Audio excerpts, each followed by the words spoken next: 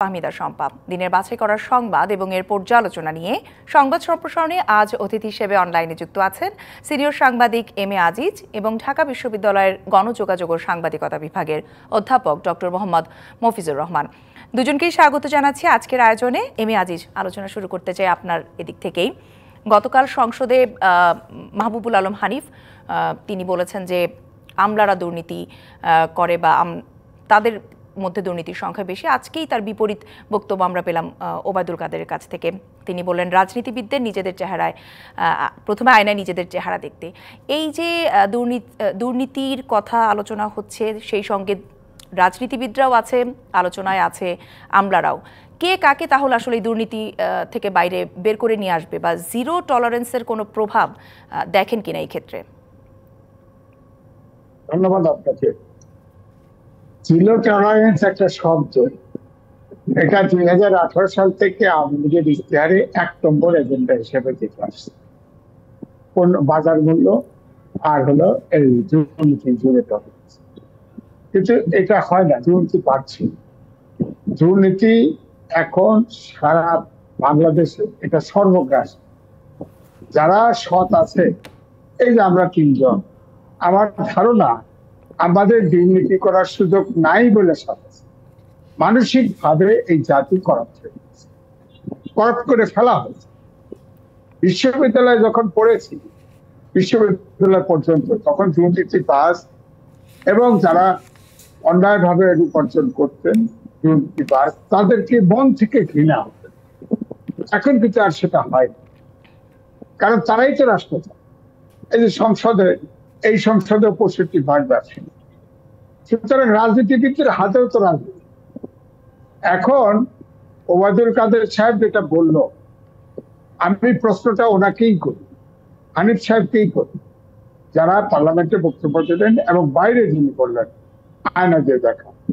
আয়না দিয়ে দেখার জন্য তো ওনাকে সরকারে বসানো, উনি সরকারে বসেছেন অথবা বসানো হয়েছে। এই যে জাতীয় সংসদ নির্বাচনের সময় যে হলফনামা জমা দিয়েছে, এটা নিয়ে অনেকগুলো অর্গানাইজেশন রিপোর্ট করেছেন।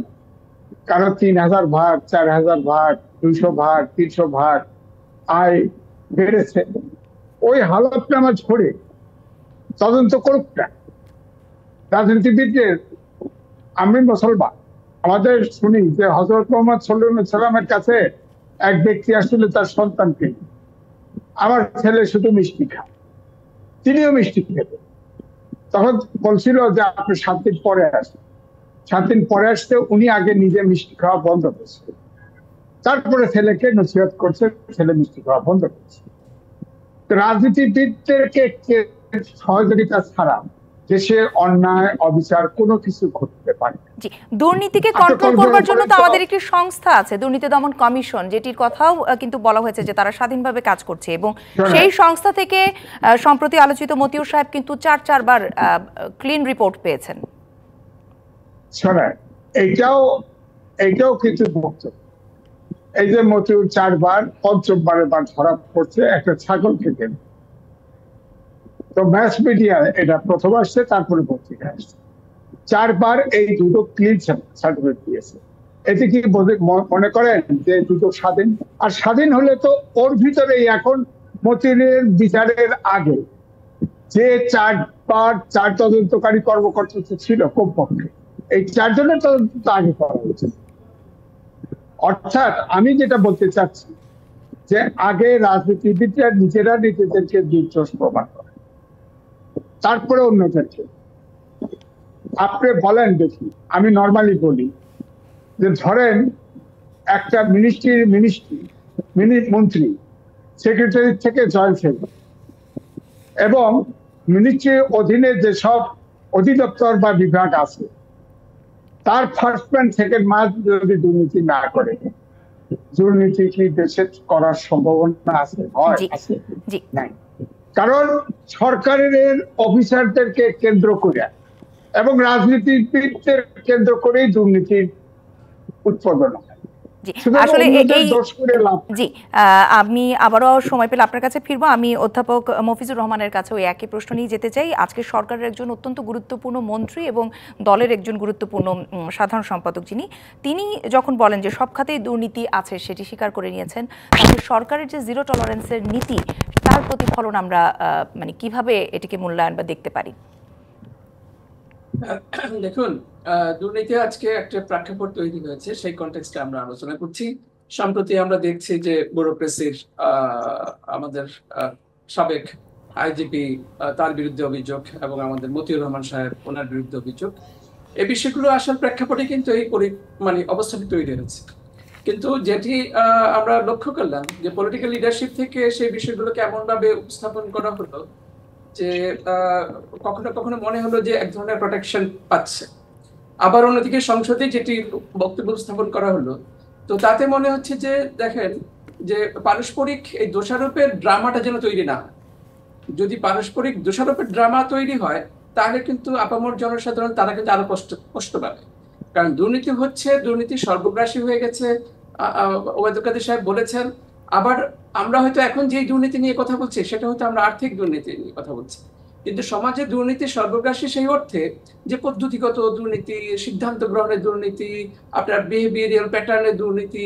কিন্তু যেহেতু রাষ্ট্র একটি বড়, আমাদের মতো উন্নয়নশীল দেশে বা বাংলাদেশে রাষ্ট্রের ম্যাক্সিমাম উন্নয়ন কর্মকাণ্ড সম্পাদন করে, অর্থাৎ বেশি অর্থ রাষ্ট্র খরচ করে, ফলে সেখানে দুর্নীতির মাত্রাটি বেশি। প্রাইভেট সেক্টরে কি দুর্নীতি নাই? আপনি যদি সেদিকে যান তাহলে দেখবেন যে দুর্নীতির সেখানেও বড় বড় ক্ষেত্র কিন্তু রয়ে গেছে। কিন্তু রাষ্ট্র সবসময় মনিটরিং এর মধ্যে থাকে, গণমাধ্যমগুলোরও এক ধরনের ওয়াচডগ ফাংশন সেখানে বেশি কার্যকর থাকে। কিন্তু আমার ধারণা আমাদের টোটাল রেভিনিউ এবং টোটাল যে আমাদের ইকোনমিক ভলিউম, সেখানে যদি আপনি চিন্তা করেন তাহলে রাষ্ট্রের কতটুকু এবং আর বাইরে অর্থাৎ প্রাইভেট সেক্টরের কতটুকু, সেই সমস্ত সেক্টরগুলোতে আমাদের গণমাধ্যমগুলো খোঁজ খবর নেওয়া উচিত। রাষ্ট্রের যে বিষয়টি আছে সেটি তো আছেই, এবং যেই ধরনের দুর্নীতির চিত্র আমরা অভিযোগগুলো সামনে আসছে এগুলো তো মানে কল্পনাতীত, এগুলো তো চিন্তাও করা যায় না।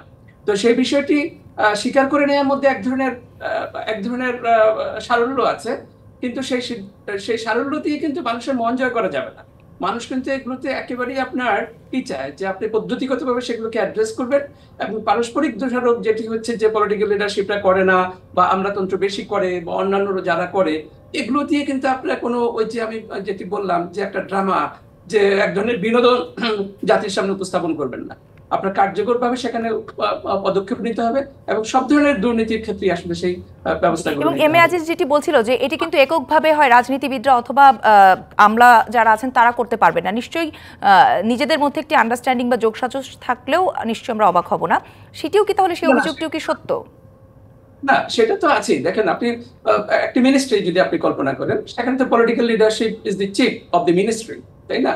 অন্যদিকে আমলাতন্ত্র যারা, তারা পার্মানেন্ট ব্যুরোক্র্যাট সেখানে কাজ করেন।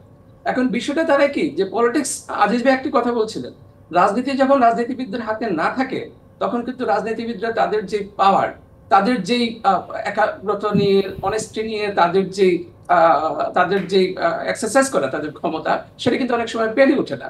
কারণ রাজনীতি অনেকাংশে আমরা দেখেছি যে ওই যে এখন বলছেন যে ম্যাক্সিমাম পার্লামেন্ট সদস্যরা তো আপনার আমাদের ব্যবসায়ী, তো ওনারা তো ব্যবসায়ীদের পক্ষেই সে অবস্থানটি নেবেন। অন্যদিকে আমলাতন্ত্রের যে বিষয়টি, ওনারা মনে করেন যে আমরা তো পার্মানেন্ট, মন্ত্রী আসবে মন্ত্রী যাবে। এখন পলিটিক্যাল লিডারশিপের যে এফিসিয়েন্সি, তাদের যে ডেডিকেশন, তাদের যেই জনগণের প্রতি ভালোবাসা, যেটা আমরা দেখেছি বঙ্গবন্ধুর জীবন, বঙ্গবন্ধুর মানে রাজনীতির মধ্যে তার সিদ্ধান্ত গ্রহণে এবং ওনার রাষ্ট্র পরিচালনায়, আমরা মাননীয় প্রধানমন্ত্রীর সেই রাষ্ট্র পরিচালনার মধ্যে সেই বিষয়গুলো আমরা দেখি ব্যক্তিকেন্দ্রিক ভাবে। কিন্তু আজকে দুর্নীতির যে চিত্র ফুটে উঠছে, সেখানে ওনার যে জিরো টলারেন্সের পলিসি দীর্ঘদিন যাবৎ, যেটি আওয়ামী লীগের আপনার যে নির্বাচনী ইশতেহারে সবসময় থেকেছে, সেই বিষয়টির রিফ্লেকশন কিন্তু আমরা পাচ্ছি না। অতএব সেই রিফ্লেকশনটা আসা দরকার, এবং সেখানে কার্যকর ব্যবস্থা সেই রিফ্লেকশনটা আসলে কিভাবে আসতে পারে? কারণ আমরা দেখছি যে একে, আপনি যেটি বলছিলেন যে দোষারোপ করে যাচ্ছে একে অন্যকে, কিন্তু সেটি দিয়ে তো আসলে দুর্নীতিকে মুক্ত করা যাবে না। তাহলে সেই রিফ্লেকশনের কথা যেটি আমরা প্রত্যাশা করি, জিরো টলারেন্সের যেটি ইশতেহারে আছে, যার বাস্তবায়ন আমরা দেখতে চাই, সেটি আসলে আসবেটা কিভাবে? কারণ চক্রটা এমনভাবে গড়ে উঠেছে যে কেউ আসলে এই চক্রের বাইরে এখন আপাত দৃষ্টিতে আমাদের মনে হচ্ছে যে না। না, সেটা যে একেবারে আপনার এই চক্রকে ভাঙা যাবে না তা কিন্তু নয়। যে আপনার পদ্ধতিগতভাবে আপনি যদি স্বাধীনভাবে কাজ করতে দেন, এখন দুর্নীতি দমন কমিশনকে আমরা বলছি স্বাধীন, তাদেরও তো একটা ক্যাপাসিটি আছে। যেভাবে কেস আসছে, আমার তো মনে হয় একসময় ওনারা ওই আমাদের যেমন মেইন জুডিশিয়ারিতে লক্ষ লক্ষ কেস পড়ে আছে পেন্ডিং হয়ে, আমার তো মনে হয় দুর্নীতি দমন কমিশনেও অভিযোগ যদি ওই যে আপনার আসতে থাকে, তাহলে এগুলো পেন্ডিং করে রাখা ছাড়া তাদের উপায় থাকবে না, কারণ এত এত ঘটনা হয়তো খুঁজে পাওয়া যাবে। এখন জি। বিষয়টি হচ্ছে যে টপ পলিটিক্যাল লিডারশিপের যে আকাঙ্ক্ষা, যে ইচ্ছা, উনি তো একা পারেন না, ওনার যে অ্যালাইড যে ক্যাপাসিটি, অর্থাৎ আমলাতন্ত্র, পলিটিক্যাল লিডারশিপ, অন্যান্য যারা আছেন, তাদের সামগ্রিকভাবেই তো সেই রেসপন্সিবিলিটি তো সবার। দুর্নীতি দমন কমিশন সেখানে হয়তো তারা সিস্টেমেটিকলি বিষয়গুলোকে অ্যাড্রেস করবেন, কিন্তু আমরা যে যেখানে আছি সেখানে দুর্নীতির বিরুদ্ধে আমরা কতটুকু কথা বলছি? আপনি দেখেন যে আজকে বিরোধী দল, কথার কথা যদি বলি, যে সংসদে হয়তো বিরোধী দলের অবস্থান নাই, কিন্তু আজকে কিন্তু মাঠে, অর্থাৎ রাজনীতির মাঠে কিন্তু এই দুর্নীতি নিয়ে কোনো কথাবার্তা আমরা লক্ষ্য করছি না। আমরা শুধুমাত্র ওই ব্যুরোক্রেসি বা আমরা পার্লামেন্ট, সরকার দলীয় সদস্য তাদের মধ্যেই দেখছি, কিন্তু যারা বিরোধী দল বা অন্যান্য রাজনৈতিক পার্টি অনেক আছে, এটা নিয়ে তো আসলে রাস্তায় বড় ধরনের আন্দোলন হয়ে যাওয়ার কথা এতদিনে, কিন্তু আমরা তো সোশ্যাল মিডিয়ার বাইরে তেমন কিছু লক্ষ্য করি না। তো এখন যদি আমরা যে যেখানে থাকি সেখান থেকে যদি ভয়েস রেজ না করি, সেই ভয়েস রেজ করেই তো আসলে টপ পলিটিক্যাল লিডারশিপকে সাহস যোগানো হয়, সেই টপ পলিটিক্যাল লিডারশিপের আশেপাশে আমাদের যে সমর্থন আছে সেই বিষয়গুলোকে জানাতে হয়। তো সেগুলো আসলে আসা উচিত। অধ্যাপক মফিজুর রহমান, অন্যান্য রাজনৈতিক দলগুলো আসলে যারা সংসদে নেই কিন্তু রাজপথে তো আছে, তাদের কর্মসূচি নিয়ে তারা আসলে কি করছে সেই বিষয়ে বিরতির পর আপনাদের দুজনের কাছ থেকেই আলোচনা শুনবো। তবে একটি বিরতির সময় হয়েছে। নিটোল টাটা নিবেদিত সংবাদ সম্প্রসারণে নিচ্ছে একটি বিরতি, সঙ্গেই থাকুন। বিরতির পর আবারও স্বাগত নিটোল টাটা নিবেদিত সংবাদ সম্প্রসারণের সাথে আছেন সিনিয়র সাংবাদিক এম এ আজিজ এবং ঢাকা বিশ্ববিদ্যালয়ের গণযোগাযোগ ও সাংবাদিকতা বিভাগের অধ্যাপক doctor Mohammad Mafizur Rahman. M A Aziz, বিরতিতে যাওয়ার আগে অধ্যাপক মফিজুর রহমান বলছিলেন যে সরকারের কর্মকাণ্ড বা আমলাদের, রাজনীতিবিদদের কর্মকাণ্ড নিয়ে যেমন আলোচনা সমালোচনা থাকবে, তার বাইরে যারা আছেন হয়তো সংসদে নেই কিন্তু রাজনীতির মাঠে তো আছেন, তারা আসলে কি করছেন এই দুর্নীতির ব্যাপারে বা এই নানান ধরনের অসঙ্গতির ব্যাপারে? তার সাথে ছোট্ট করে আরেকটি প্রশ্ন জুড়ে দিতে চাই। বিএনপি 3 দিনের নতুন কর্মসূচি ঘোষণা করেছে, সেই কর্মসূচি দিয়ে কি তাদের বেগম খালেদা জিয়াকে মুক্ত করা যাবে কিনা? না, মুক্ত করা যাবে না। আমি প্রথমে বলি, এখানে প্রফেসর সাহেব আছে, আমি আছি, আপনি আছেন, আমরা তো দুর্নীতি করলেও সুযোগ নাই। আমার পিছনে লেগে লাভ কি? আমাদের 3 জনের পিছনে হয়ে লাভ কি? আমার বক্তব্য হচ্ছে রাষ্ট্র চালাবে সরকার। সরকারের দায়িত্ব আইনের শাসন, সুশাসন এবং জবাবদিহিতা, এটা তৈরি করা, এটা কার্যকরী করা।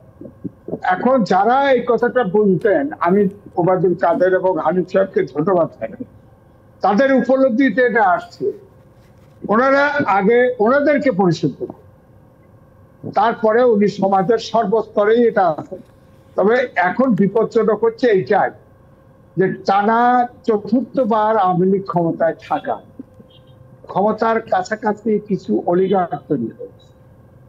কারণ আগে আমরা মুক্তিযুদ্ধে বলতাম 22 পরিবার সব লুট করে দিত, তার ভিতরে 2 জন বাংলাদেশে আছে। এখন মাত্র 9 থেকে 10টা বিজনেস হাউস আছে, তাদেরকে ছড়াছড় বাইরে চলে গেছে, এত টাকার মালিক হয়ে গেছে। ফোর্বসের তালিকার মধ্যে আছে, সিঙ্গাপুরে আছে না, আমাদের সিঙ্গাপুরেই বসবাস করে। আমাদের দেশে 5-6টা 8-10টা হাউস আছে, এরা যদি একসাথে হয় তাহলে এ দেশের দুর্ভিক্ষ লাগাই এমন জায়গায় চলে গেছে। এবং আমার কাছে এখন মনে হয় প্রত্যেকটা সেক্টরে একটা করে মাফিয়া গ্রুপ তৈরি হয়ে গেছে। এখন সিন্ডিকেটের মধ্যে জিনিসটা না। আপনি দেখেন, একটা উদাহরণ দিই, এই যে ট্রান্সপোর্ট সেক্টরে একমাত্র বাংলাদেশে সড়ক আইন হয়েছে, এই দেশের আমার মনে হয় 99% লোক এটাকে সমর্থন করেছে, কিন্তু সরকার এটা বাস্তবায়ন করতে পারে। কারণ এই যে ট্রান্সপোর্ট সেক্টর, আপনার কিছু করলে ধরতে গেলেই স্ট্রাইক করে জনগণকে জিম্মি করে ফেলে।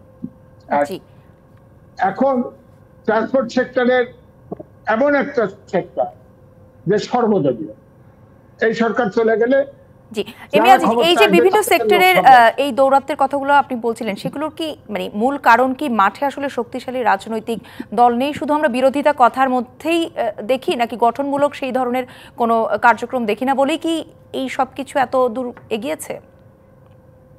না, এই যে এমনি আমি কথায় কথায় বলি যে এখন দুর্নীতি সর্বগ্রাস। সুটকেস খুঁজলে 2000 কোটি টাকা, 1000 কোটি টাকা। সেটাই বলছিলাম যে বিএনপির কিন্তু নতুন কর্মসূচি দিয়েছে, সেই কর্মসূচির ব্যাপারেও যদি একটু জি বলতেন।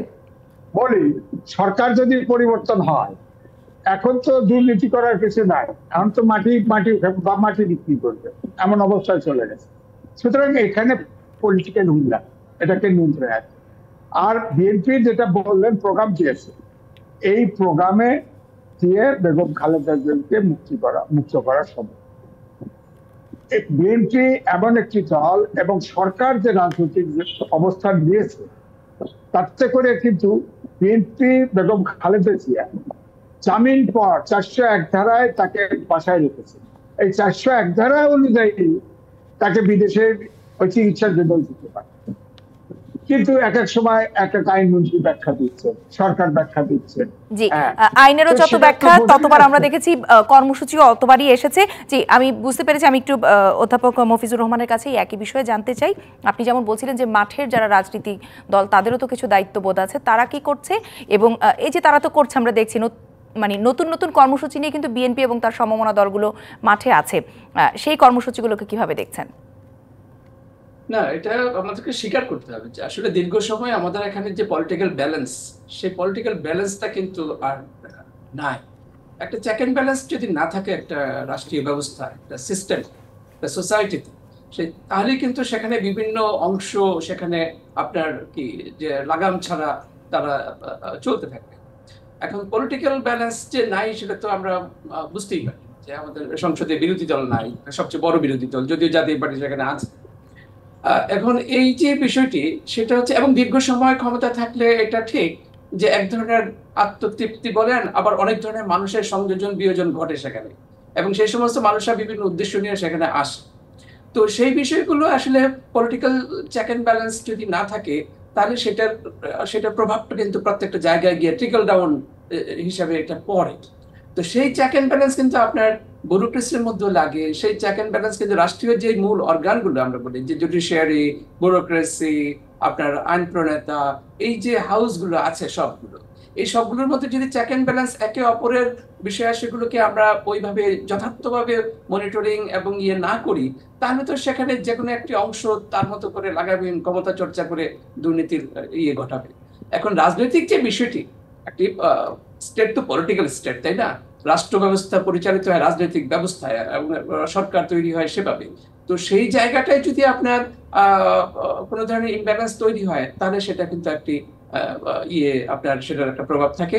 আর দ্বিতীয় যে বিষয়টি আপনি বলছেন যে সরকারি দল ছাড়া অন্যান্য যারা আছে, দেখুন আমরা কিন্তু সাম্প্রতিক সময়ে এই যে দ্রব্যমূল্যের ঊর্ধ্বগতি, এটা তো সাংঘাতিক রকম ভাবে সবাইকে কষ্ট দিচ্ছে, আপনাকে, আমাকে, সবাইকে। এখন এই যে দুর্নীতির বিষয়গুলো সামনে এসছে, এই বিষয়গুলো অনেক বড় বড় ইস্যু আছে, সেই সমস্ত ইস্যুতে কিন্তু আমরা সরকার দল তো তাদের মতো করে তারা চিন্তা করবে, তাদের মতো করে এগোবে, কিন্তু সেখানে যে কাউন্টার ন্যারেটিভ দাঁড় করানো, সেখানে যে সেগুলোকে যথার্থভাবে পার্সু করা জনগণের জন্য, সেটার জন্য তো আমরা অল্টারনেটিভ কোনো প্ল্যাটফর্ম থেকে ওই ধরনের কিছু দেখছি না। এটা বড় রাজনৈতিক দলগুলোর দিক থেকেও দেখছি না, যেখানে সংসদে অন্য একটি সংগঠন যেটা আছে জাতীয় পার্টি, তাদের দিক থেকেও দেখছি না, অন্যান্য বামধারার যে রাজনৈতিক সংগঠনগুলো আছে সেগুলো থেকেও দেখছি না, নাগরিক আন্দোলনও দেখছি না, অর্থাৎ সিভিল সোসাইটি মুভমেন্ট যেটা আগে হতো এক সময়, সেগুলো আমরা দেখছি না। অর্থাৎ কেমন যেন একটা ইনঅ্যাক্টিভিটি সর্বক্ষেত্রে তৈরি হয়েছে।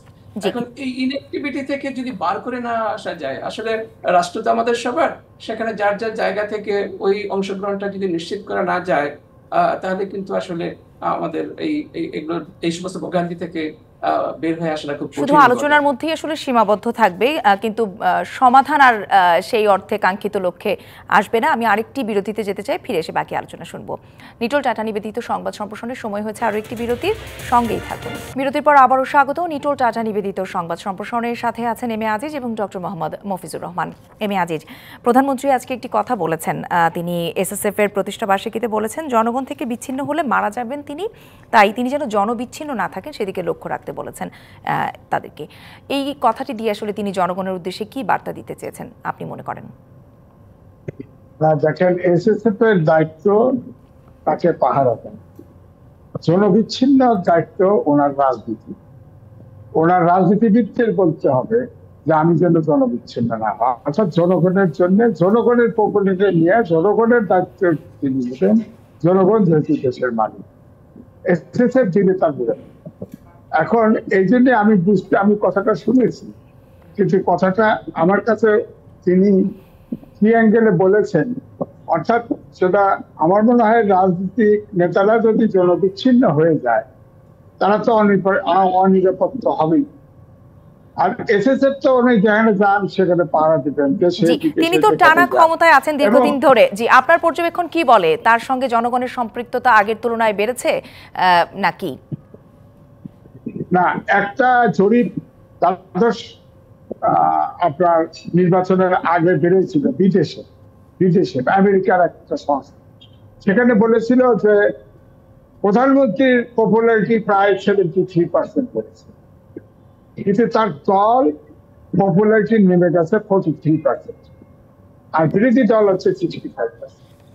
অর্থাৎ এখানে বলা যায় যদি ওই জরিপ হয়, আমাদের দেশে এমন একটা ভয়ের পরিস্থিতি তৈরি হয়েছে, কেউ তো সত্য কথা সহজে বলতে সাহস পায়, কার বিপক্ষে যাবে, কার শত্রু হবে, কোন বিপদে পড়বে। এই জন্য ধরেন মিডিয়া ডিবিসি তো একটা জরিপ করবে করে সাহসও করবে। এই জন্যই বলছি যে আমি যেহেতু একটাই জরিপ হয়েছিল, আমি কি ওটাকে স্ট্যান্ডার্ড ধরি, তাহলে সত্যি আমি বলবো, আমি বিশ্বাস করি যে আওয়ামী লীগের পপুলারিটি কমেছে, কমেছে। এখন ভোট নিরপেক্ষ হলে আওয়ামী লীগ ভোট কম পাবে, এটাও কোনো সন্দেহ।